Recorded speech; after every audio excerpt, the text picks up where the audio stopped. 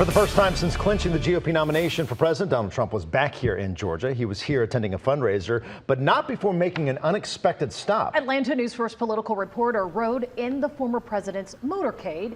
He's now live from Atlanta's Vine City neighborhood. Doug, good afternoon.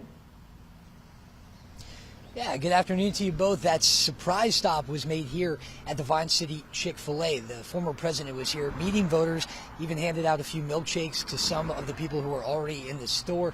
And, you know, this is not far from Atlanta's cluster of historically black colleges and universities, but it's also less than 2 miles away from the Fulton County Jail complex where former President Trump turned himself in on his election indictment, got that mugshot taken over the summer. And he talked about that case when he landed here in Atlanta today. On the tarmac at Atlanta's Hartsfield-Jackson International Airport Wednesday, supporters of former President Donald Trump wait for his arrival. I mean, I'm out here to support the man, his policies. Well, because I think he's going to be our next president, and some people may say no, he's not, but I really think he is. Just after 11, Trump arrived in his signature jet bearing his name. He was here for a fundraiser, a swanky event, charging couples $6,600 for entry and $25,000 for a picture with the former president.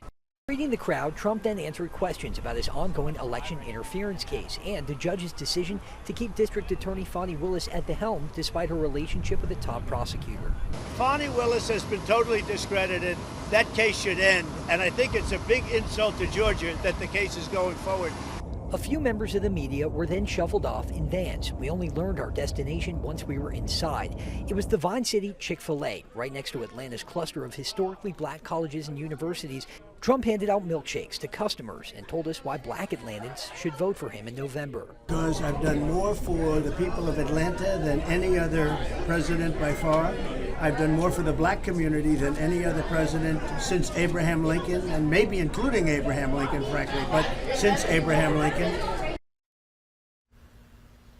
And Trump also answered questions on his recent pivot on abortion. At one point, he had hinted he would support a national ban if he were to win back the White House. But lately, and again today, he reiterated that he would leave it up to the states to make that decision on their own. From the Vine City neighborhood, Doug Reardon, Atlanta News First.